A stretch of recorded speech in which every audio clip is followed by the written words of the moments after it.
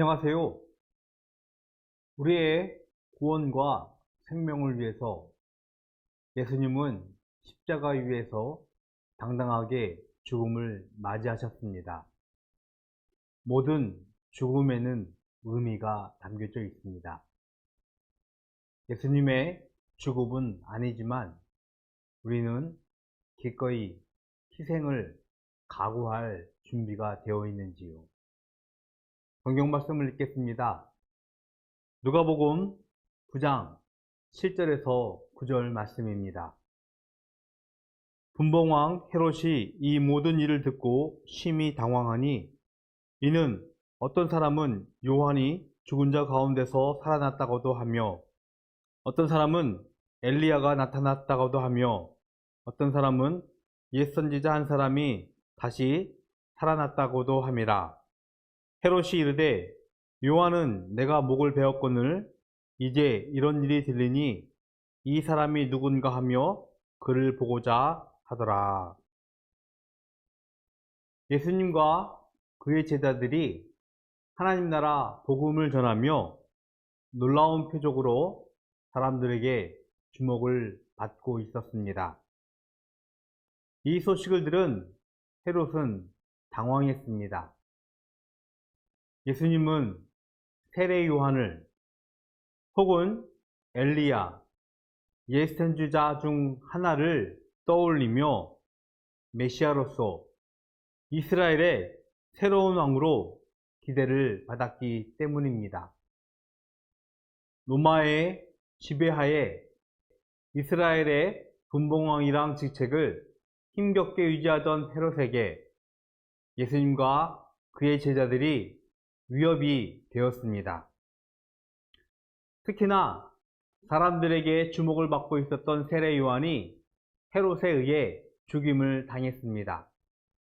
동생 빌립의 아내 헤로디아를 차지한 일을 비판하던 세례 요한을 자신의 생일날 자신을 기쁘게 했던 헤로디아의 딸의 요청으로 그의 목을 베었습니다.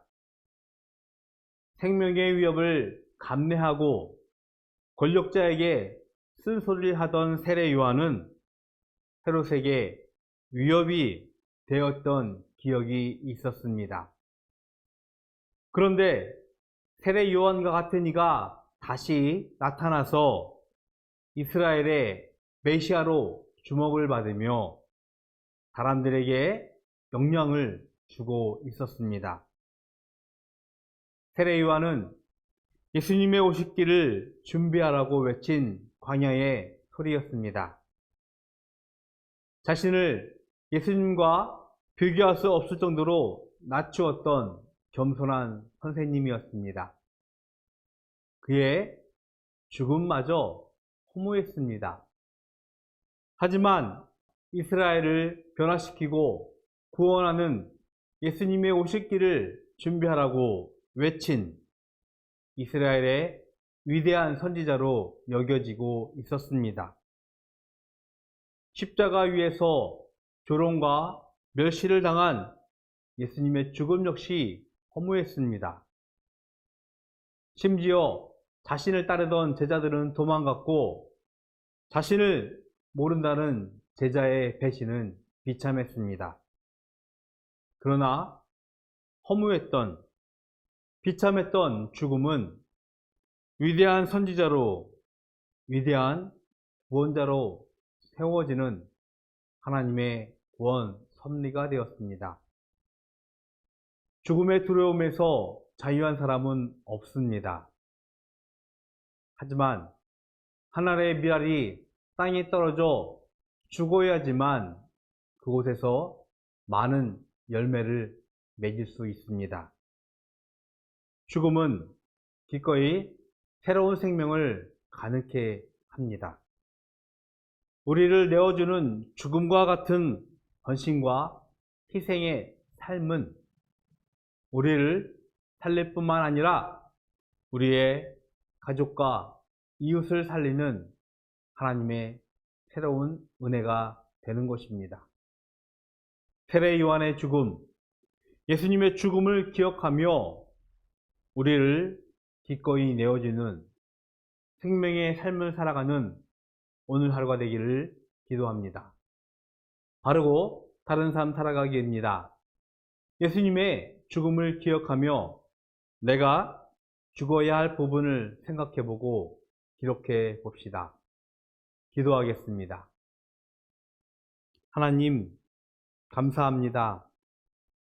하나님의 아들 예수 그리스도께서 이 땅에 오셔서 죽음을 맞이하며 또 그를 준비하라고 외쳤던 세례 요한의 죽음을 기억하며 하나님의 비알이 땅에 떨어져 죽을 때 열매를 맺는 것을 우리가 다시 한번 확인합니다.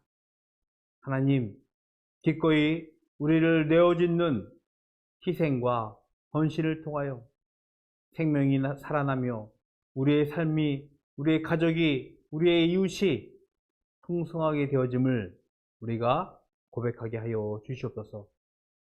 오늘 하루도 예수님의 죽음을 기억하는 십자가의 삶을, 성도의 삶을 살기를 소원합니다.